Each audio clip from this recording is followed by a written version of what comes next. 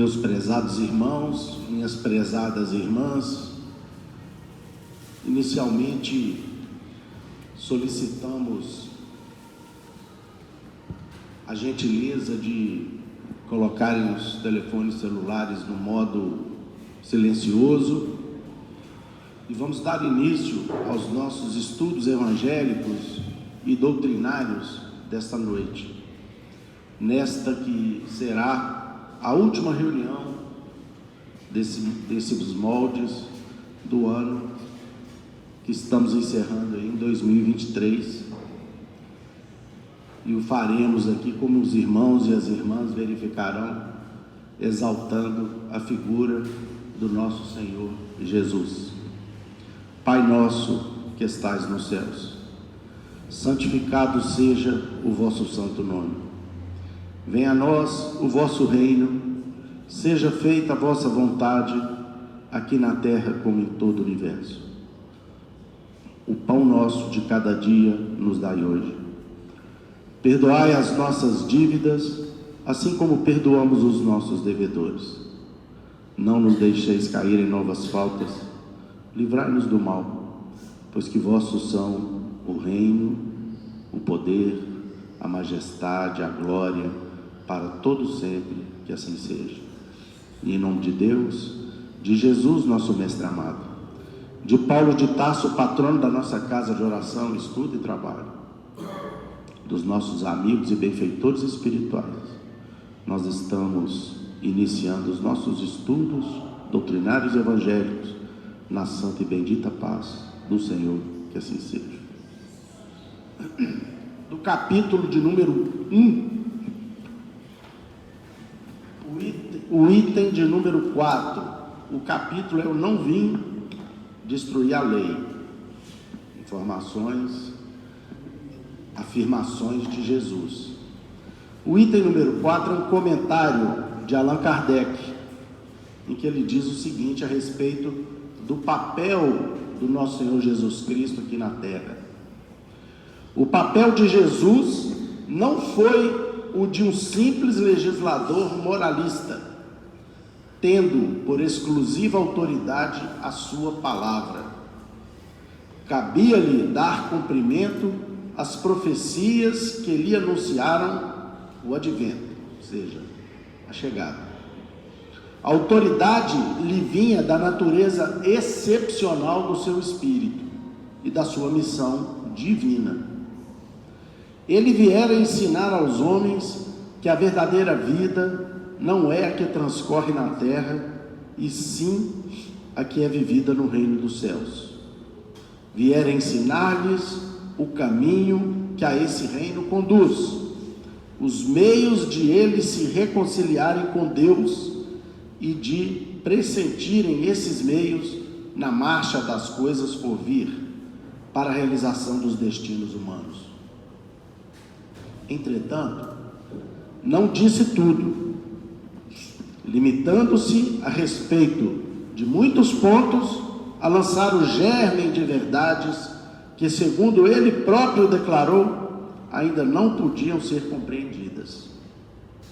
Falou de tudo, mas em termos mais ou menos implícitos. Para ser apreendido o sentido oculto de algumas palavras suas, mister se fazia que novas ideias e novos conhecimentos lhes trouxessem a chave indispensável, ideias que, porém, não podiam surgir antes que o espírito humano houvesse alcançado um certo grau de madureza. A ciência tinha de contribuir poderosamente para a eclosão e o desenvolvimento de tais ideias. Importava, pois, dar à ciência o tempo necessário para progredir. Nós temos ainda a questão do Livro dos Espíritos, a questão de número 625 do Livro dos Espíritos. Qual o tipo mais perfeito que Deus tem oferecido à criatura humana para lhe servir de guia e modelo? Resposta dos Espíritos: Jesus. Meus irmãos, vou tomar a liberdade de começar aqui o nosso estudo dessa tarde, até porque vou deixar para o Luquinhas aí a complementação, que ele escolheu uma página igual a minha, e agora ele se vira para poder mudar o tempo. Meus irmãos, minhas irmãs, primeiro, a felicidade de poder estar aqui, terminando mais um ano, essa casa que tem mais de 7 décadas de estudo ininterrupto do Evangelho de Jesus, trazendo tantos benefícios para todos nós, que estamos aqui encarnados, para aqueles que já partiram e que um dia perfilaram aqui as nossas frentes de trabalho, inclusive na divulgação da doutrina espírita. Eu gostaria de inicialmente elevar o meu pensamento em agradecimento a Jesus pelas bênçãos dessa instituição em nossas vidas. E eu falo sem nenhum tipo de pieguice, falo muito por mim, porque sabedor daquilo que a gente sabe que é capaz de fazer de ruim, foi graças à educação que eu tive e essa casa na minha vida é que eu pude dar alguns passos à frente, rumo ao livramento de determinados defeitos graves que ainda persistiram na minha reencarnação aqui na Terra. Como isso, em alguma medida, serve para todos nós. Então, que Jesus nos abençoe, nos ilumine, e a Ele nós elevamos os nossos agradecimentos, né? Ele que ontem mesmo a humanidade inteira comemorou o seu nascimento, num movimento de muita paz e de muita alegria para todos nós. Nós elevamos a Jesus os nossos agradecimentos e os nossos sentimentos pelo cristianismo e pela doutrina espírita em nossas vidas. E cumpre-nos, meus irmãos, o dever de encerrar os nossos estudos do Evangelho desse ano de 2023, estudando a personalidade, o ensino e a missão de Jesus. Não é uma tarefa fácil. Para quem já tem algumas décadas aí estudando a doutrina espírita e contribuindo aqui na peroração, né, na palestra aqui, nos estudos, melhor dizendo, aqui nessa casa, mas confesso para vocês que a personalidade do Cristo é grandiosa, é bela, de um tamanho que eu me sinto um pouco envergonhado de falar de Jesus, mas ao mesmo tempo, exatamente por causa dessa misericórdia do Carlos, é que nós animamos a falar dele, porque onde quer que ele esteja, nos resplandecentes mundos espirituais em que ele habita, de lá ele se apiada de nós e continua nos ajudando, apesar dos nossos escorregões. E isso nos é possível de modo a compreender de maneira mais profunda a missão do nosso Senhor. É preciso estudar para a gente conhecer, e a doutrina espírita nos ajuda muito nisso. Nos ajuda primeiro a respeitar a figura grandiosa do Cristo, entender que nós não podemos tratar Jesus como um igual, porque ele não é um igual a nós. Nós temos por ele o amor e a gratidão imensos, mas daí a concluir que ele é simples, como muitos às vezes, de maneira equivocada, costumam imaginar, que de tanta simplicidade ele se tornou uma criatura com características quase que humanas. Nisso vai um grande erro, porque Jesus não é assim. Há bilhões e bilhões de anos atrás, esse espírito crístico, da categoria de espíritos crísticos, já ajudava a plasmar o nosso planeta. Então, é com a ajuda da doutrina espírita, na qualidade de consolador que ele nos prometeu, numa humanidade jamais avançada, inclusive, principalmente, pelo conhecimento da ciência, que fez com que nós aprimorássemos a capacidade de enxergar as coisas com mais razão, é que nós nos valemos da doutrina espírita Espírita para podermos trazer aqui, sem errar e sem diminuir a grandeza e a maravilha de Jesus, a excelsitude de Jesus. Eu vou me valer aqui o tempo todo dos nossos irmãos maiores para poder trazer para vocês aqui aquilo que a doutrina espírita nos ensina a respeito do Cristo. Diferentemente de grandes vultos que a humanidade já teve, como Agostinho de Hipona, como Gregório Magno, Ambrósio de Milão, Jerônimo de Estrião, todos esses nascidos até o século V da era cristã, e que conheceram e auxiliaram o Cristo na tarefa de fixação do cristianismo, da maneira através da qual Jesus nos ensinou, uma vez que nós sabemos que os seus ensinos, depois do século III, foram muito modificados pelas criaturas humanas, né?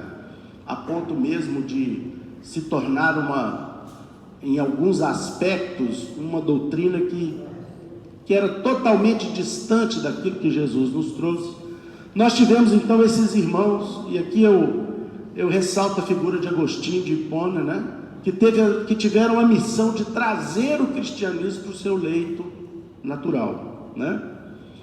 E posteriormente, aqueles que também vieram posteriormente a esses chamados pais da igreja, que eu citei aqui há pouco, como Francisco de Assis, como Teresa d'Ávila, como Santa Joana d'Arc, como Jan Hus, como Antônio de Pádua, Vicente de Paula, todos eles missionários a serviço do Cristo, que vieram para trazer até nós, criaturas ainda retardatárias na marcha evolutiva aqui no planeta, ensinos que fizessem que nós compreendêssemos melhor a figura, os ensinamentos e o exemplo do nosso Senhor Jesus. Mas Jesus havia prometido mais à humanidade. Ele falou de um Consolador que viria num tempo diferente, num momento diferente. E coube a doutrina espírita, então, a mostrar para uma humanidade que já dominava o infinitamente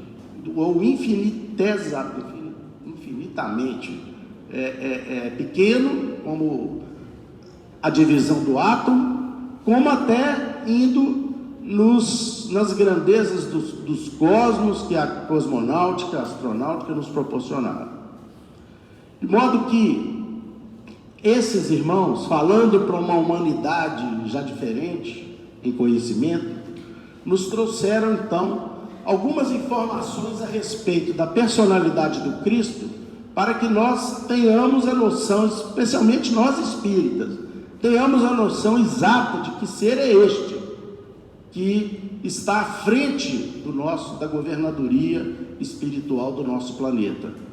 Emmanuel, no livro A Caminho da Luz, logo na introdução, eu vou ler aqui bem devagar para que os irmãos possam, junto comigo, compreender, até porque a linguagem de Emmanuel é uma linguagem superior, que a gente precisa de um tempinho para poder processar, né, nosso raciocínio, nós todos.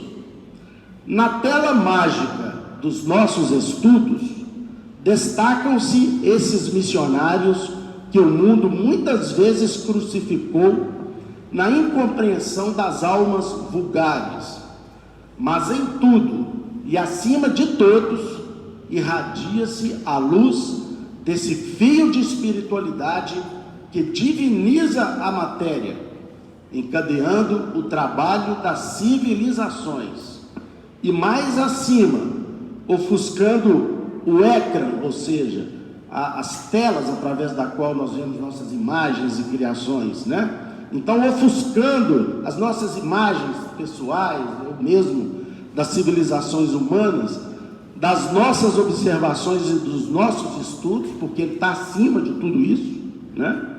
Vemos a fonte extraordinária de luz, de onde parte o primeiro ponto geométrico desse fio de vida e de harmonia que equilibra e satura toda a Terra numa apoteose de movimento e divinas claridades. Vejam os conceitos aqui de Emmanuel sobre a figura do Cristo, governador do nosso planeta, né?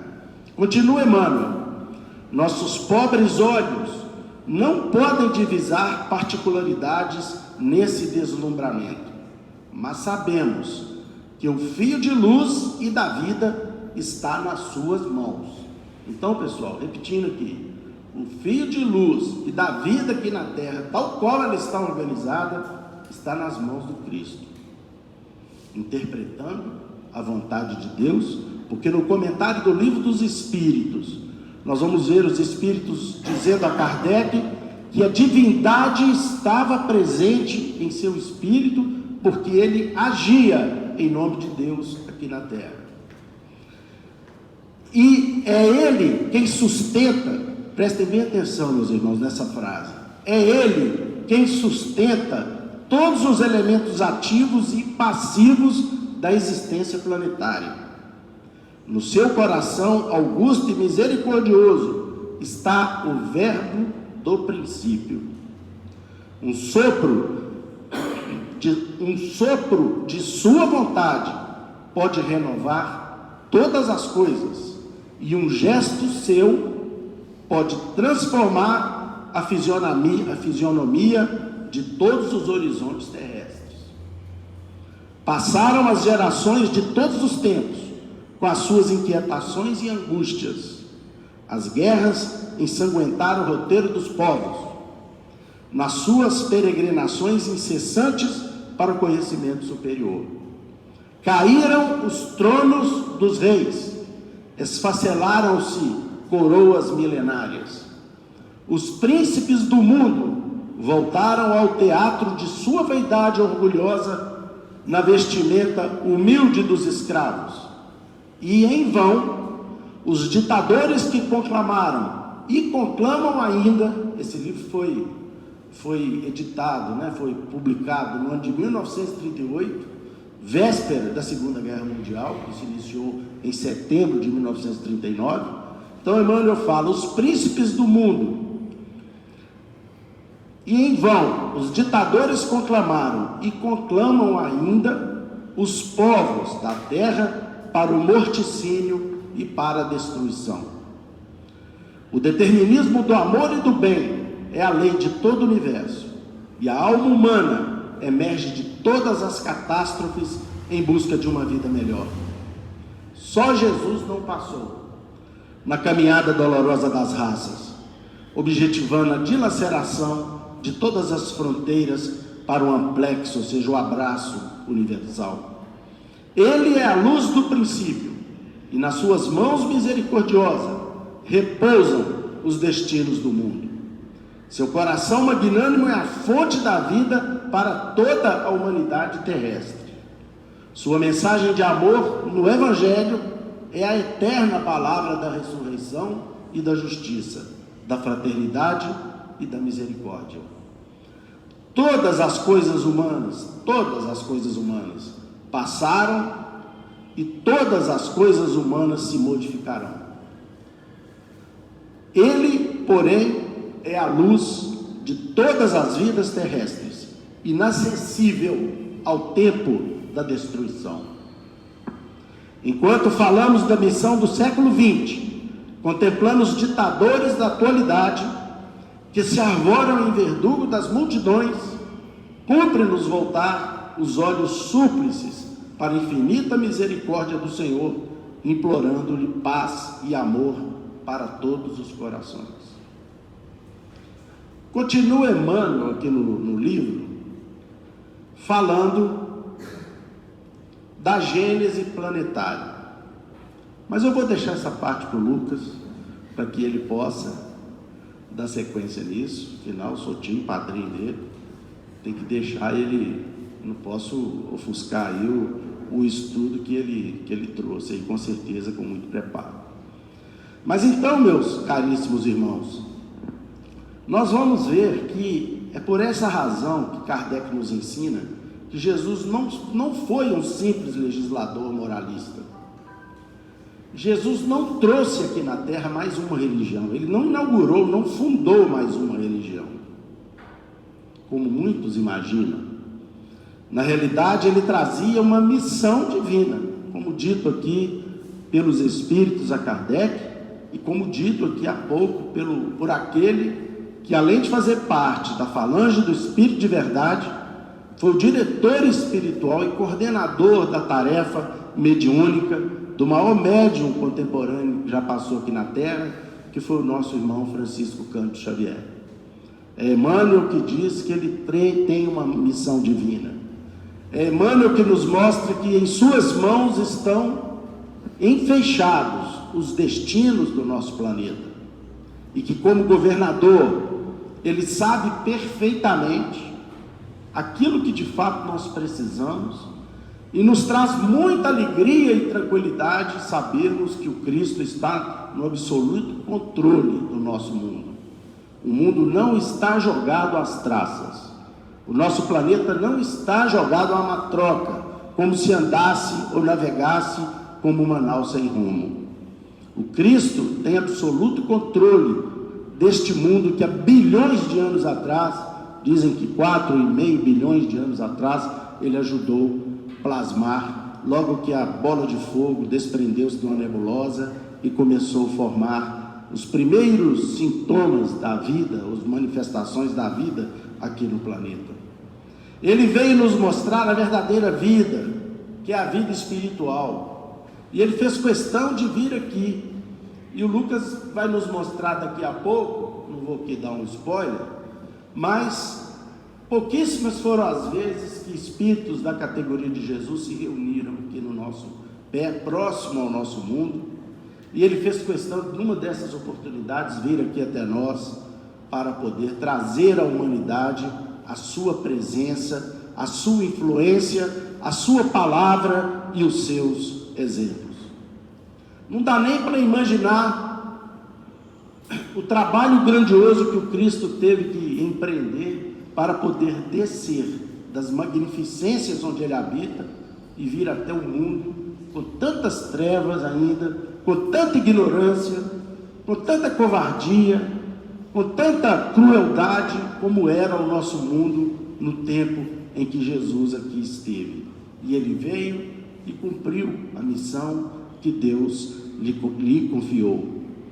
Não podendo dizer tudo, porque era impossível para um povo do pastoreio, um povo analfabeto em sua maioria absoluta, para um povo ainda ignorante do ponto de vista das letras e da moral, não era possível que Jesus falasse de determinados temas que caberia à posteridade, dadas as nossas limitações. Ele, no entanto, lançou os germes desses ensinamentos. Ele falou de tudo que o Espiritismo hoje trata, só que deixou para o Consolador, para a doutrina espírita, explicar com detalhes aquilo que lá atrás nós não tínhamos como entender. Ele até tentou explicar sobre reencarnação ao grande intelectual de coração bondoso, que era o rabino Nicodemos, mas ele não conseguiu que Nicodemos o entendesse. Ele conseguiu que Nicodemos se tomasse de amor pelos ensinamentos de Jesus, tanto que ele e José de Arimateia reclamaram o corpo do Cristo quando ele foi crucificado, para poder dar a ele um enterro digno.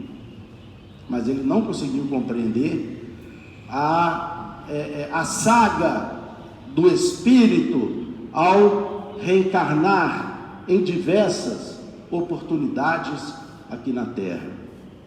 Sendo claro e direto com relação às nossas necessidades de amarmos a Deus e ao nosso próximo, Jesus deixou para o transcurso dos séculos, tudo aquilo que significava algo que a humanidade não poderia alcançar. Ele deixa então para a margem do progresso humano, a marcha do progresso humano, para nos orientar das ideias relacionadas ao Espírito e à multiplicidade das vidas. E essa é a grande missão da doutrina espírita: descerrar para a humanidade inteira a cortina que ficava ali à frente da nossa realidade espiritual, sem nenhum dogma, sem qualquer tipo de tergiversação, nos mostrando que a multiplicidade das vidas é apenas uma das vamos dizer assim, das peculiaridades da lei de evolução e de amor que Deus criou em todo o universo. É pela multiplicidade das vidas que nós aprimoramos, que nós crescemos, que nós evoluímos, que nós aos poucos vamos subindo a grande escada de Jacó, que nos levará finalmente à remissão dos nossos débitos e à redenção das nossas almas. Ele, no entanto, veio exemplificar, e sobre isso ele não deixou dúvidas: o amor, o perdão das ofensas, a caridade, a esperança, a fé. Sobre essas virtudes, ele foi absolutamente direto. Ao compreendermos essas virtudes, certamente, meus irmãos, nos habilitaremos à compreensão das demais verdades do universo. É preciso que nós deixemos o nosso egoísmo de lado, a nossa vaidade de lado, os nossos rancores de lado, os nossos ódios de lado, a nossa incapacidade de enxergarmos os próximos como alguém que merece o nosso amor, que merece a nossa compreensão. Quando nós deixarmos tudo isso de lado, nós então nos seremos matriculados em escolas do universo, onde nós poderemos aprender todas essas verdades que só os espíritos sábios hoje têm conhecimento, por já terem deixado para trás aquelas peias espirituais e morais que ainda os prendiam a um passado delituoso. Então, como a doutrina espírita, meus irmãos, nos ajuda a nos livrar desses defeitos, esse é o grande trabalho que o Cristo opera por nós, ou seja, compreendemos o seu amor para podermos nos livrar daqueles males que insistimos em carregar conosco ao longo dos séculos e que ainda impedem o nosso crescimento e a nossa evolução. Será apenas, meus irmãos, e somente apenas uma questão de esforço e merecimento. Quando nós nos esforçarmos e fizermos por merecer habitar e conviver com irmãos efetivamente mais purificados, nós então compreenderemos os mistérios da criação, que hoje, pela nossa inferioridade, nos é vedado compreender, ou compreender apenas em partes que cada vez mais se avolumam na medida que a humanidade progride moral e intelectualmente. Jesus é então, meus amigos, minhas amigas, o mestre querido, o governador do nosso planeta. Não deixemos isso de lado, não permitamos que nós deixemos esse foco de lado. Ele é o governador do nosso planeta, o mais perfeito modelo e guia que Deus nos concedeu aqui na Terra. Então não permitamos que nós o interpretemos de uma maneira que não leve em conta essa grandeza absoluta que a figura do Cristo ostenta em relação a nós, os seus irmãos mais novos. O próprio Emmanuel, guia espiritual e orientador da obra mediúnica do nosso querido Francisco Cândido Xavier, que nos trouxe inclusive essa obra prima da espiritualidade, que, como Emmanuel fala, não tem a pretensão de ser uma obra histórica, mas uma obra de cunho filosófico, para podermos compreender a própria história da humanidade sobre o prisma da espiritualidade e dessa grandeza, desse destino, dessas conjecturas que o Cristo tem em relação a nós e em relação ao nosso mundo. O próprio Emmanuel, quando ostentava a figura de um senador romano há 2000 anos atrás, reconhecendo a superioridade daquele nazareno, que ele teve a chance de estar em alguns minutos que, conforme aquele nazareno lhe disse, seriam decisivos para a sua vida. Ele um dia, guardando aquela impressão que ele teve ao ficar alguns minutos diante do governador do nosso orbe, ele então encaminha ao imperador Tibério uma carta que eu gostaria de trazer para vocês aqui a leitura, demonstrando, naquele tempo, em que sequer cristão ele era, mas sim um orgulhoso senador, ele dizia o seguinte, se dirigindo a Tibério: sabendo que desejas conhecer o quanto vou narrar, existindo em nossos tempos um homem, o qual vive atualmente de grandes virtudes, chamado Jesus, que pelo povo é inculcado o profeta da verdade. E os seus discípulos dizem que é filho de Deus, Criador do céu e da terra, e de todas as coisas que nela se acham, e que nela tenham estado. Em verdade, ó César, cada dia se ouvem coisas maravilhosas deste Jesus. Ressuscita os mortos, cura os enfermos.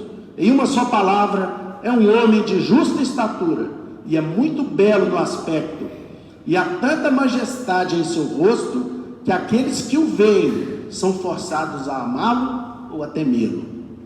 Tem os cabelos de cor amêndoa bem madura, são distendidos até as orelhas, e das orelhas até as espáduas, são da cor de terra, porém mais reluzentes.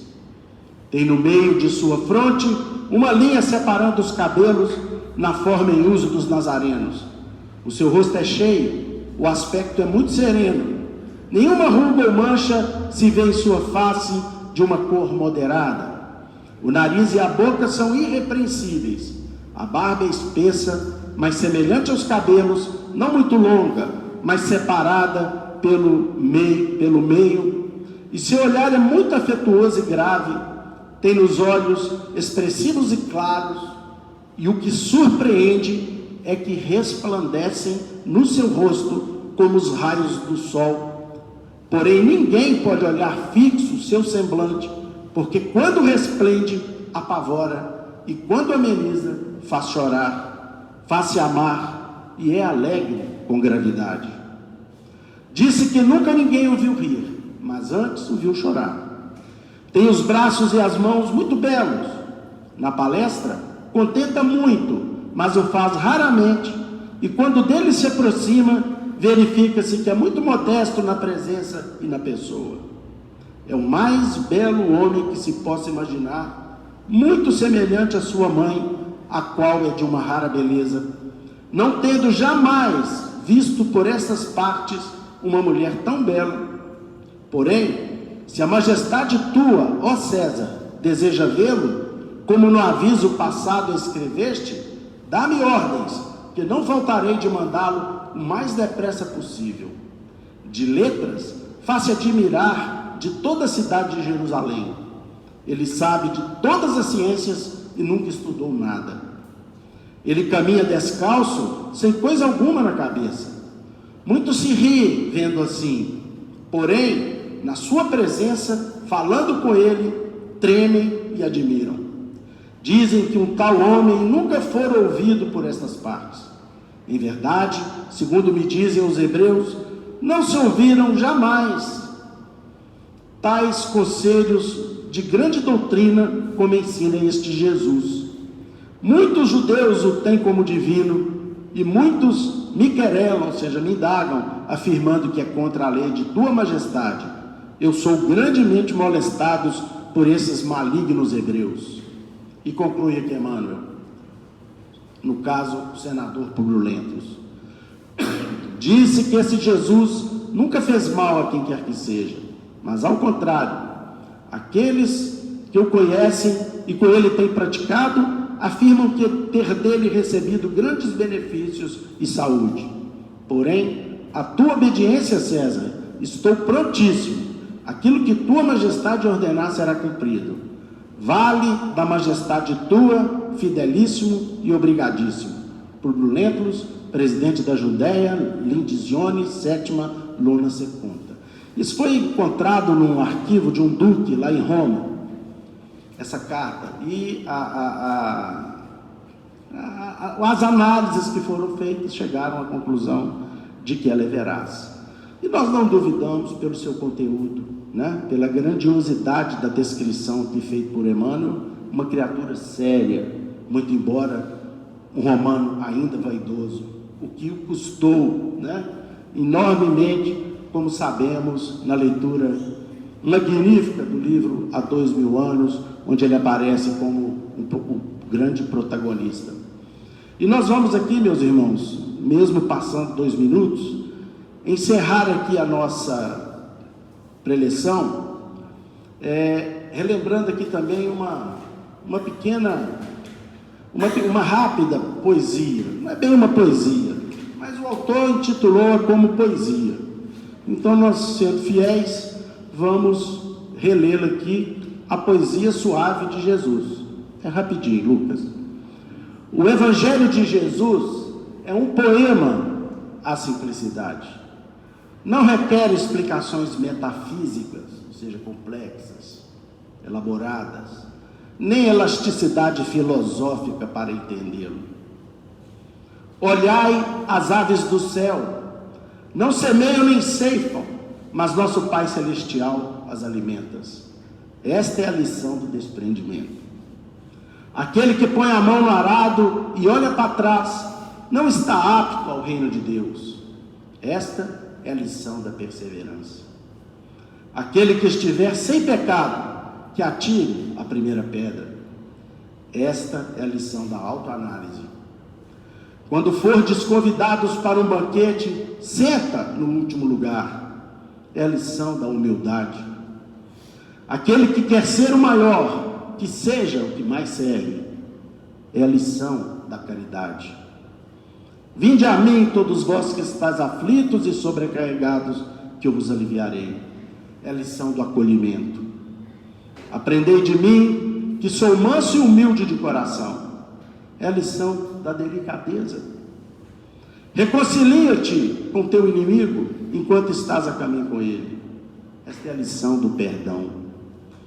Saiu o semeador a semear a sua semente. É a lição do trabalho. Para entrar no reino do céu, é necessário nascer de novo. Esta é a lição da volta. O Filho do Homem veio para servir e não para ser servido. Esta é a lição da nobreza. Seja o vosso falar sim, sim e não, não. É a lição da verdade. Tratai a todos como gostaria de ser tratado. É a lição da justiça. Vai e não peques mais. É a lição da resistência ao mal. Lázaro, levanta-te e anda. Esta é a lição da fé. Procure Jesus nas coisas simples, na lágrima, no afago, na alegria pura, no trabalho honesto, no gesto fraterno, no poema A Vida, enfim, tudo que eleva e ilumina. Por isso, é tão difícil para a ciência e para a filosofia conseguir encontrá-lo. Que Ele nos abençoe, meus irmãos. O autor é Luiz Gonzaga Pinheiro. Eu passo a palavra a Lucas para que ele dê sequência aos nossos estudos da noite.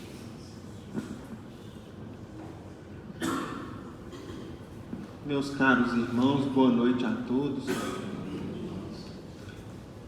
Se os irmãos observarem, nós colocamos de propósito como tema desta noite a figura do Cristo no primeiro dia após as nossas comemorações do Natal, esperando, meus irmãos, com isso estarmos com o nosso coração mais próximo da figura excelsa do Mestre, seja na condição de quem vai falar a respeito do nosso grande Messias, do nosso grande governador, seja para aqueles que estão escutando, como no caso de todos nós, para que a gente também consiga compreender melhor. E aí, invocando o amparo e a inspiração do alto, dos benfeitores dessa casa, que nós, portanto, vamos falar a respeito da pergunta do Livro dos Espíritos, que tem a resposta mais curta das 1019 perguntas, a de menor resposta, que se constitui em somente uma palavra, é o nosso tema de hoje, e é a seguinte: qual o tipo mais perfeito que Deus tem oferecido ao homem para lhe servir de guia e modelo? Resposta: Jesus. E para falar do Mestre, meus irmãos, é como se a gente pedisse uma licença mesmo. Talvez pelo fato de sentirmos no nosso coração que talvez a gente já distorceu muito a figura dele, nas encarnações sucessivas nas quais nós já nos envolvemos. Distorcemos o nome e a figura excelsa do Cristo por interesses pessoais, por anseio de dominação, por leviandade, por indiferença, por ignorância de nossa parte. E hoje vem a doutrina espírita, e além de resgatar o Evangelho de Jesus, o Espiritismo mostra as duas grandes feições, a grandiosidade do Mestre, dentro daquilo que a gente pode perceber, em seus dois principais aspectos. Inicialmente no aspecto da grandeza do seu espírito, da sua capacidade criadora, de uma inteligência invulgar, ímpar e ainda completamente desconhecida nossa, quando nos mostra, por exemplo, ele na presidência de todos os fenômenos de formação planetária, de todos, que não foram fruto do acaso ou daquilo que se dá o nome de natureza. Isso aí foram as leis divinas, né? Isso aí foi o fruto de uma ou de outra conjunção aí da natureza. Nós vamos ver por meio do Espiritismo, nós vamos aqui fazer uma primeira leitura, mostrando para a gente como que o Cristo e o Espiritismo nos mostra a grandeza de Jesus, em parte pela sua obra.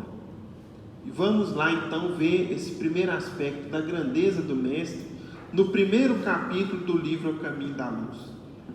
O primeiro capítulo tem um subtítulo assim, ó, A Comunidade dos Espíritos Puros. Vejam só. Rezam as tradições do mundo espiritual. Olha como é que Emmanuel começa de maneira poética, né, o capítulo. Vejam que beleza. Isso aqui certamente Emmanuel sabe muito mais do que ele trouxe para a gente. Mas a verdade é como a luz. O que acontece se a luz vir em excesso? Ela segue e ofusca todo mundo. Então Emmanuel, dosando a verdade, fala assim com a gente: rezam as tradições do mundo espiritual, que na direção de todos os fenômenos do nosso sistema, existe uma comunidade de espíritos puros e eleitos pelo Senhor Supremo do Universo, em cujas mãos se conservam as rédeas diretoras da vida de todas as coletividades planetárias. Então Emmanuel começa a nos contar que existe uma comunidade de espíritos puros, portanto que não tem mais nada a redimir, não tem mais nada a desenvolver, que já atingiram um aspecto no qual se assemelham ao próprio Criador, em suas virtudes, em sua grandeza, e esses espíritos delegados de Deus cuidam de uma série de planetas, de um sistema planetário. Essa comunidade de seres angélicos e perfeitos, da qual é Jesus um dos membros divinos, ao que nos foi dado saber, apenas se reuniu nas proximidades da Terra para a solução de problemas decisivos da organização e da direção do nosso planeta por 2 vezes no curso dos milênios conhecidos. Então vejam só, Jesus é um dos membros desse clube seleto de espíritos puros. Almas de bilhões de anos de existência, de caminhada evolutiva, e que, portanto, trouxeram para si responsabilidades enormes. E essa comunidade se reuniu nas proximidades da Terra em 2 ocasiões.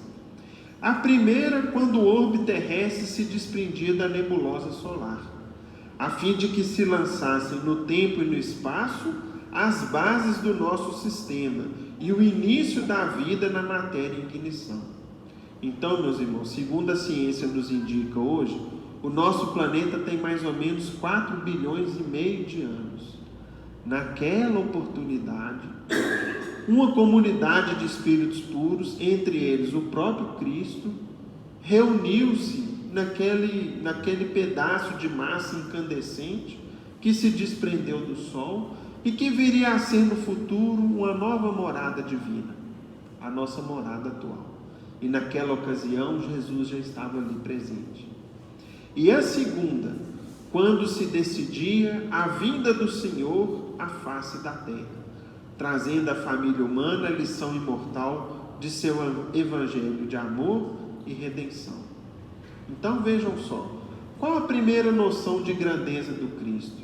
De que, conforme Emmanuel nos conta, há mais de 5 bilhões, 4 bilhões e meio de anos, Jesus já era um espírito puro e já presidia a formação e a vida na Terra. Vejam só, a ciência de todos os séculos está cheia de apóstolos e missionários. Todos eles foram inspirados no seu tempo, refletindo a claridade das alturas que as experiências do infinito lhe imprimiram na memória espiritual. Agora, isso aqui, Emmanuel começa a fazer essas considerações para não colocar a ciência em segundo plano. A doutrina espírita, meus irmãos, muitas vezes nos revela muitos pontos que depois a ciência vem e confirma. Emmanuel não quer invalidar a ciência, mas aqui ele vai avançar um pouco mais do que a ciência já pôde nos contar. E ele vai falar assim conosco: que força sobre-humana pôde manter o equilíbrio da nebulosa terrestre, destacada do núcleo central do sistema, conferindo-lhe um conjunto de leis matemáticas dentro das quais iam se manifestar todos os fenômenos inteligentes e harmônicos de sua vida? Ou seja, que força que foi essa que fez com que esse bloco de massa incandescente se desprendesse do Sol e de repente ficasse a uma distância de 149 milhões e 600 mil quilômetros, distância constante, deslocando-se no espaço com a velocidade diária de 2 milhões e 500 mil quilômetros, em torno do grande astro do dia? Existe uma força que sustenta, que coordena, que acompanha, que mede, que equilibra um movimento tão regular como esse.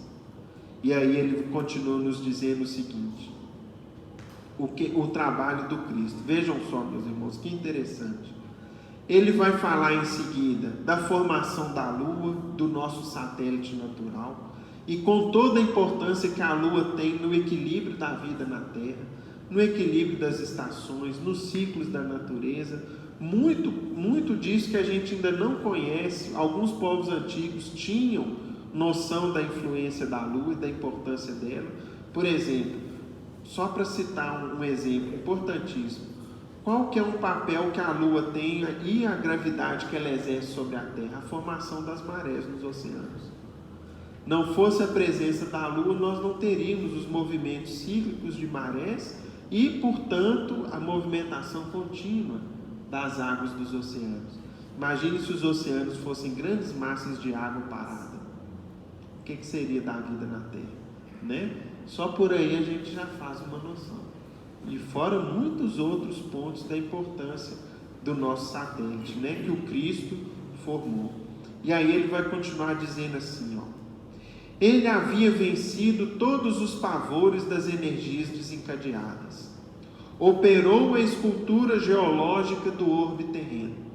Então, não sei se vocês se lembram, talvez alguns dos irmãos aqui, lá nos estudos secundários, viram lá a existência das placas tectônicas, que explicam, por exemplo, os movimentos de terremoto, o fenômeno dos vulcões, os movimentos geológicos do mundo. O que Emmanuel conta para a gente? Olha, tudo isso teve a coordenação de Jesus. Isso não se formou por acaso. Então, antes nós tínhamos um único continente, a chamada Pangeia, que depois, com o passar do tempo, houve um movimento de divisão dos continentes, formando a forma atual deles. Essa semana eu li um artigo que daqui a alguns milhares de anos a África vai dividir também. Não sei se isso foi uma novidade para mim, mas alguns estudos já mostram a formação de uma fenda que vai fazer com que a água do Mar Vermelho divida a África em duas partes. Mas isso nós vamos ver isso em espírito, né? Não é no curso dessa encarnação, certamente. Então, Emmanuel conta para a gente que todo esse movimento foi presidido por Jesus, estatuiu os regulamentos dos fenômenos físicos da Terra, fez a pressão atmosférica adequada ao homem. Vejam que interessante. A gente estuda, por exemplo, que ao nível do mar a gente tem a pressão básica de uma atmosfera. Quanto mais a gente sobe em altitude no globo, a pressão atmosférica diminui. E toda a vida terrestre depende disso. O que acontece, por exemplo, quando a gente sobe numa altitude muito elevada, repentinamente? Se a gente subisse naturalmente, nós teríamos um sério problema de descompressão. A nossa pressão interna seria incompatível com a pressão externa, que é menor. Por isso que os aviões que a gente usa aí para ir de um canto para o outro, eles são o que internamente? Pressurizados. Então, Jesus mediu a pressão atmosférica adequada ao nosso corpo humano, estabeleceu os grandes centros de força da ionosfera e da estratosfera. Ou seja, não sei se os irmãos já viram, mas a nossa atmosfera é como se fosse um escudo protetor do planeta. Esses dias, talvez vocês tenham visto na internet ou na televisão, em algumas cidades do Nordeste no Brasil, as pessoas avistaram as bolas de fogo que cruzaram o céu. O que era aquilo? Diz que eram restos de artefatos fabricados pelo homem com fim de exploração espacial, que penetraram a atmosfera, uma espécie de um lixo espacial. E quando entrou no escudo protetor, o que aconteceu? Pegou fogo e desmanchou. Então Cristo constituiu esse escudo protetor para a gente, né? Edificou as usinas do ozônio a 40 e 60 quilômetros de altitude, para que filtrassem convenientemente os raios solares. Graças à camada de ozônio, qual que é um raio solar nocivo à saúde humana, que nós não recebemos ele, ou recebemos numa dose muito pequena? Os raios ultravioletas. Criação do Mestre. Tudo, meus irmãos, que está aí, e muito do que a ciência ainda não descobriu, teve a coordenação de nosso Mestre amado. E por isso que o Espiritismo vai nos dando essa grandeza de Jesus, que outras crenças não nos dão. É uma alma inteligentíssima, mas não é só uma alma inteligentíssima, uma inteligência incomum e inimaginável por nós. É também um coração repleto, cheio de muito amor, de muita sabedoria. Essa é a outra dimensão do Cristo, que o Espiritismo também vem nos ensinar, nos mostrando, por exemplo, em um livro como o livro Boa Nova, como que era o Cristo, assim que ele se fez homem e veio habitar entre nós, como era Jesus no dia a dia, como que o Cristo reagia diante de alguém desanimado, como que o Mestre reagia diante de uma mulher julgada por todos, que se esqueciam de sua própria inferioridade, se arvoravam como juízes, como criaturas infalíveis. Jesus então relembra a todos as suas imperfeições e faz com que todos se afastem simplesmente por fazer um exame de consciência. Jesus era aquele que chamava as crianças para junto de si. Deixe que venham as minhas criancinhas, não as impeçais. Jesus era aquele que convivia com alegria com os apóstolos no dia a dia, participava da pescaria com eles, dividia as refeições com eles na casa de Pedro, lavava os seus pés, se fazia servo de todos. Então, meus irmãos, a doutrina espírita, por meio de muitas páginas de sua literatura, nos mostra Jesus como a alma simples, o coração generoso, a alma amiga, aquele em quem se pode confiar completamente, que nós não vamos nos decepcionar. Entre nós, criaturas humanas, às vezes a gente se decepciona. A gente imagina, supõe que conhece alguém, vemos depois de algum tempo uma ou outra faceta da sua conduta que nós não esperávamos. Entretanto, no Cristo nós não temos isso. Ele é sempre o mesmo, é sempre a alma boa, o coração generoso, a mão amiga. ao mesmo tempo aquele que tranquiliza a tempestade, que acalma o mar bravio, que faz com que situações na nossa vida se revertam de uma hora para outra, problemas que a gente imaginava insolúveis, situações que a gente tinha como, meu Deus, como que eu vou resolver isso? Às vezes da noite para o dia o quadro da vida se modifica. Por quê, meus irmãos? Porque Ele continua na direção do mundo. O mundo não está à deriva. Nós não somos um barco que perdeu o leme, que perdeu as velas e que está ao sabor dos ventos. Ora uma onda bate forte e leva para um lado, ora leva para o outro, ora uma ventania leva para o norte, outra leva para o sul. Não, nós não somos um barco à deriva. Vejam, no mesmo livro A Caminho da Luz, em um dos seus últimos capítulos, uma descrição e um comentário que Emmanuel faz. Há no mundo um movimento inédito de armamentos e munições. Teria começado neste momento, e aí, como o Tionei disse há pouco, Emmanuel dita esse livro em 1938. E ali, diante da corrida armamentista para a Segunda Guerra Mundial, ele reflete sobre esse problema dizendo: será que isso começou por agora? Não. A corrida armamentista do século XX começou antes da luta de Porto Arthur, em 1904. As indústrias bélicas atingem culminâncias imprevistas.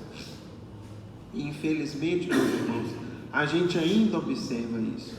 Uma preocupação, né, quando a gente escuta o noticiário, vê os países mais poderosos do mundo. Se a gente pesquisa, por exemplo, os maiores orçamentos militares do mundo, são quantias assombrosas ainda.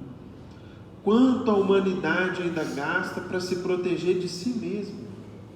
Num mundo que já é tão misturado, a gente vai hoje numa grande cidade dos Estados Unidos, da França, de outros tantos países, existem ali nacionalidades as mais diversas possíveis, religiões as mais diversas possíveis, etnias, origens, famílias. Estamos tão conectados uns aos outros, mas ainda nos tratamos com tanta separatividade. Então essa reflexão de Emmanuel, infelizmente, ainda existe em parte na nossa atualidade. Convenhamos que aí ele fala assim, onde os valores morais da humanidade? As igrejas estão amordaçadas pelas injunções de ordem econômica e política. Ou seja, grande parte do movimento religioso mistura-se com interesses econômicos e políticos. Enquanto às vezes a gente vê tal ou tal escola de fé, esse aqui está mais para a direita, está mais para a esquerda, está defendendo político A, político B. Graças a Deus nós não temos esse tipo de interferência nessa casa. Passa eleição após eleição e graças a Deus a proteção divina, jamais assuntos dessa ordem são tratados aqui nos nossos estudos, porque nós não podemos nos esquecer que quando o Cristo nos disse assim: dai a César o que é de César e a Deus o que é de Deus. Nós aqui não estamos tratando de interesses materiais. Nós estamos tratando dos interesses da vida eterna, do nosso ser eterno, do nosso espírito imortal. É isso que essa casa se preocupa. Com a nossa edificação íntima. E questões de ordem política são absolutamente secundárias nesse sentido. Como que era a política nos primeiros tempos, nos tempos do Cristo, por exemplo? Quem eram os governantes? Será que eram melhores ou piores do que os de hoje em dia? Os primeiros cristãos enfrentaram em Roma Nero, Calígula, enfrentaram na Palestina Pôncio Pilatos, Herodes. E aí às vezes a gente gasta tanto tempo se preocupando com isso. E é nesse ponto aqui que nós vamos seguir o raciocínio de Emmanuel. Vejam só. Somente o Espiritismo, prescindindo de todas as garantias terrenas, ou seja, o Espiritismo dispensa toda essa preocupação de ordem material. Executa o esforço tremendo de manter acesa a luz da crença nesse barco frágil do homem ignorante do seu glorioso destino. Barco que ameaça voltar às correntes da força e da violência longe das plagas iluminadas da razão, da cultura e do direito. Convenhamos que o esforço do Espiritismo é quase superior às suas próprias forças. Mas, vejam aqui, meus amigos, guardemos no coração o que Emmanuel fala aqui agora com a gente. O mundo não está à disposição dos ditadores terrestres e nem dos governantes terrestres. Jesus é o seu único diretor no plano das realidades imortais. E agora que o mundo se entrega a todos os tipos de expectativas angustiosas, os espaços mais próximos da Terra se movimentam a favor do restabelecimento da verdade e da paz, a caminho de uma nova era. Espíritos abnegados e esclarecidos falam-nos de uma nova reunião da comunidade das potências angélicas do sistema solar, da qual é Jesus um dos membros divinos. Ou seja, essa comunidade de espíritos puros reunir-se-ia mais uma vez nas proximidades da Terra. Reunir-se-á de novo a sociedade celeste pela terceira vez na atmosfera terrestre, desde que o Cristo recebeu a sagrada missão de abraçar e redimir a nossa humanidade, decidindo novamente sobre os destinos do nosso mundo. O que resultará desse conclave, dessa reunião dos anjos do infinito? Deus o sabe.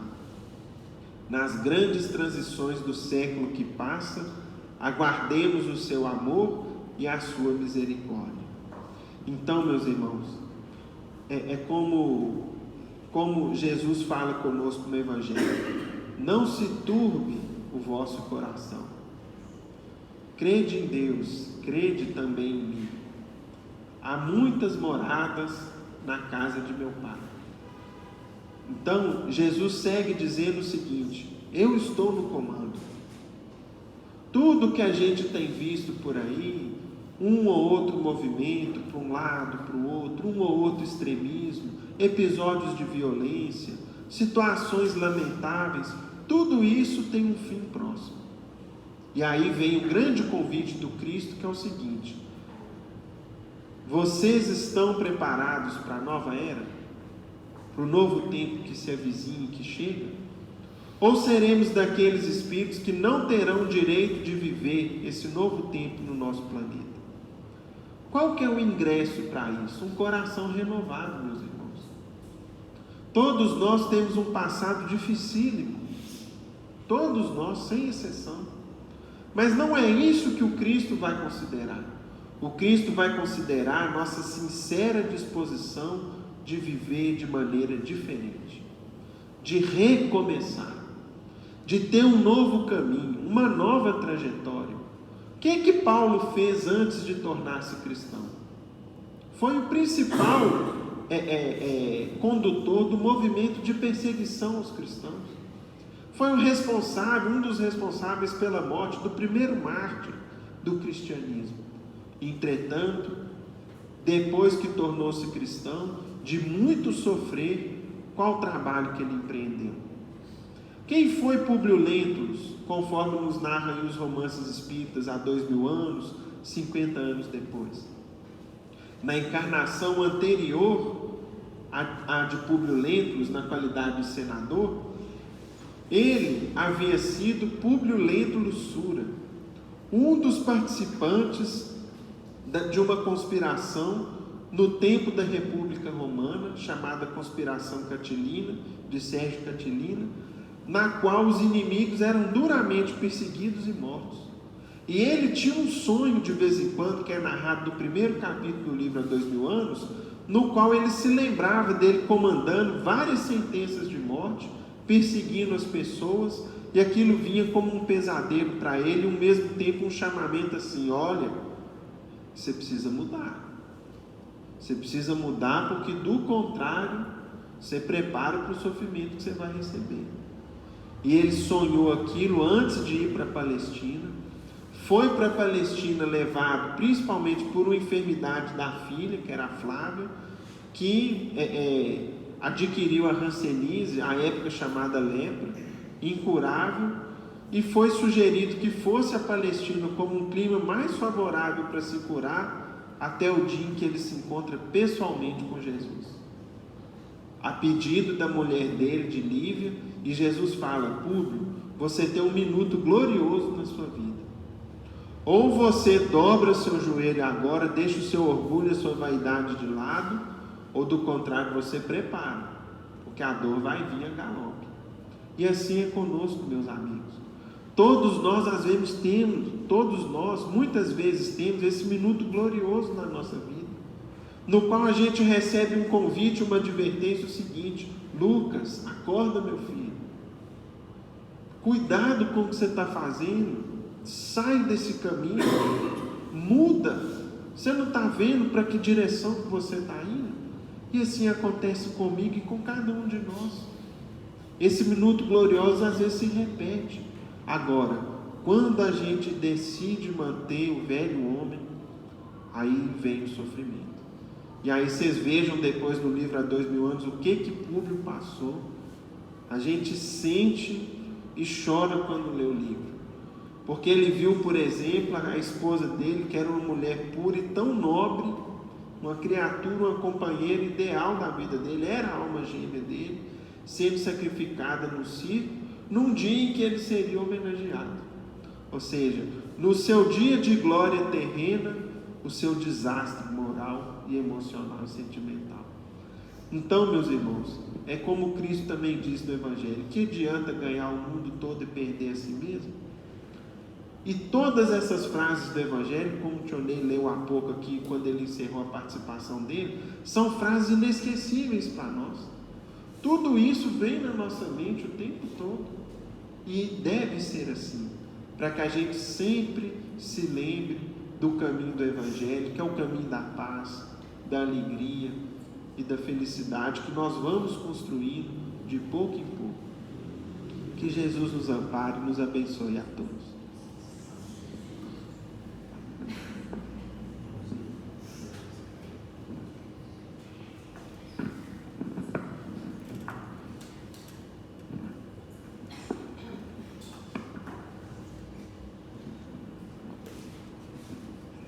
Senhor Jesus, nesse instante elevamos o nosso coração em agradecimento, Senhor, pelas lições dessa noite, que calam fundo em nossa alma, principalmente no momento em que há tanta alegria junto a nós, em que a própria natureza nos mostra isso, as flores, a suavidade das árvores, dos pássaros, dos corações fraternos e solidários, daqueles que realmente, Jesus, já compreenderam o caminho e buscam essa jornada tão maravilhosa em direção à vossa luz. Abençoe-nos a todos nas nossas dificuldades, nas nossas dores, trazendo aos nossos sentimentos a pureza do vosso olhar, a pureza do vosso coração. Fortaleça-nos, Jesus, os passos em nossa jornada evolutiva. Abençoe essa casa, que ela esteja sempre com os pórticos abertos, a receber a todos nós, que aqui nos adentramos, Senhor, em busca da água viva do seu Evangelho, do pão da vida. Nos dê a compreensão da tua grandeza e nos sustente, Senhor, em nossa caminhada. Ave Maria, cheia sois de graças. O Senhor é convosco, bendita sois entre as mulheres, Bendito é o fruto do vosso ventre, Jesus.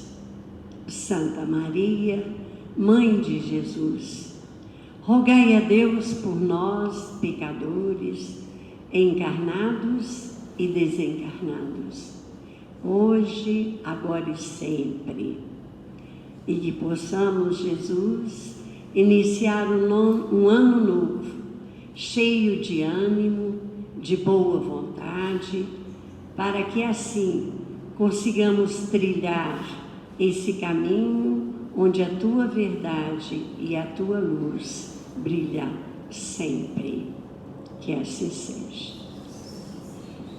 Em nome de Deus, de Jesus, nosso mestre amado, de Paulo de Tarso, patrão da nossa casa de oração, estudo e trabalho, dos nossos amigos e benfeitores espirituais, nós estamos encerrando a nossa reunião de estudos evangélicos e doutrinários na santa e bendita paz do Senhor, que assim seja. Lembramos aos irmãos que os passos concedidos agora após a reunião